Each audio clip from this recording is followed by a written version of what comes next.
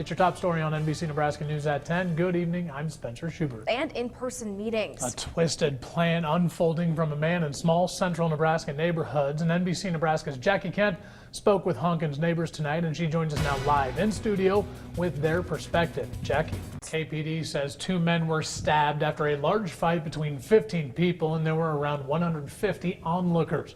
The brawl happened near 21st and Central in downtown Kearney just after 1 o'clock when the bars closed Saturday night. A captain with the police department says that 2 men were stabbed with unknown objects, and they were taken to CHI Health Good Samaritan and had stomach and chest wounds. Right now, police are trying to interview witnesses to figure out exactly what happened. No arrests yet have been made, and the investigation is ongoing. Spencer joins us again live. Spencer, what's the update?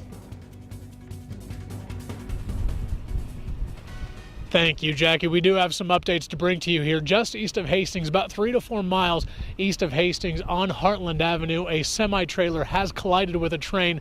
It is some breaking news in a somber scene. The Nebraska State Patrol has confirmed that 1 person is dead. It is the driver of this semi-trailer that you do see behind me.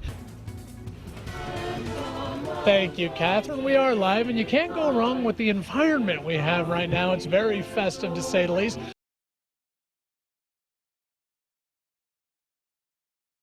Spencer Schubert joins us live in studio with a special report. Spencer. Thank you, Catherine. 2 tornadoes on the same night turned the small community of Beaver Crossing upside down, but it's what has happened since that fateful night that surprises even the people who stayed after the storm. Let's go back into Beaver Crossing, a year removed from what many have called the Mother's Day tornadoes of 2014. The town just looked like a war zone. It didn't even look like the same town. You kind of always had the idea that, well, it'll never happen here. Now we know that it can. So now when you see a storm warning, it has special meaning. More than 30 homes destroyed, a school disappeared into the sky, hundreds of trees ripped out of the ground, and in the cemetery, nearly 40 100-pound headstones uprooted and flew through the air. The damage was so widespread around Beaver, and to see so many people coming to help each other was just so amazing. The rebuilding process started slow but steady, and what really stood out to those picking up the pieces was how many people poured into the community to help. People that you don't know came in to help out that you've never seen and probably never see them again. It's just unbelievable, the people that come and help from all over. 20 of the 30 affected homes have been rebuilt, and in recent weeks, the sign to the cemetery received a facelift and a helping hand back to its original home.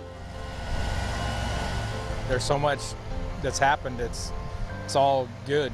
I mean, it's really just the whole town coming together and pulling together. E.J. Potter is one of many business owners still in the process of getting back on his feet. He's repaving and planning to install a new car wash near his business. As for the local hardware store, they have a new entrance after the storm. There's even a committee heading up the replanting of nearly 500 trees, giving the town a new look and a more vibrant feel. When you get 600 or 900 people coming in here, and not just a day, this was for weeks, they were coming in to help us. And that's why we cleaned up so well, so fast. A year has passed and the rebuilding process is still underway. But with severe weather season returning once again to Nebraska, residents agree their eyes will be toward the sky. Yeah, you hear a little clap of thunder or they start predicting some storms, severe storms. You pay attention now when you hear the word tornado. Everyone that was here in town that went through it will hold on a little tighter.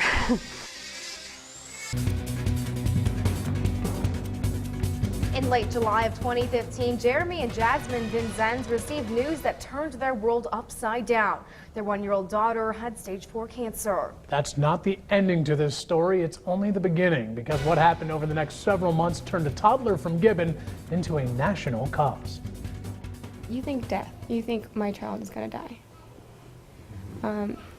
But then we were told that it was a curable cancer.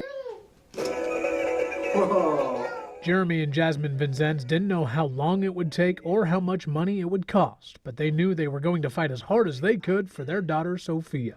We expected the worst. We expected, pain, suffering, agony. What are they? I did. But little Sophia's story couldn't have been more opposite. Within the first few months, she made leaps and bounds in her fight with cancer that normal patients take more than a year to achieve. And by January 1st, the call came in to Jeremy and Jasmine saying their daughter was cancer-free. I think we both cried. Yeah. Tears of joy, because we weren't expecting it to be that quick. What happened next took Sophia's story to the national level. A relative in California had bracelets that were made sporting the hashtag #SophiaStrong. And that same relative went to the Super Bowl, and you'd be surprised at who snagged up those bracelets. Seeing like Larry Fitzgerald and Julian Edelman, I'm a big Patriots fan. It was great to see them knowing the story, knowing our daughter's story. My sister said that she could tell that they were touched by it. And actually, Edelman took 2 extra bracelets because he was going to give one to Tom Brady and Rob Gronkowski. Now, Jeremy and Jasmine do say while Sophia is cancer-free, they do need to remain in Omaha at the Rainbow House for a little bit longer just to finish her final radiation treatments. And part of being cancer-free means you can get out and have a little bit more fun out there. Here's a photo from today, if you can believe it, of the Vincennes family enjoying Sophia's first movie in a theater. Our thoughts are certainly with Jeremy, Jasmine, and Sophia as they continue to grow as a family.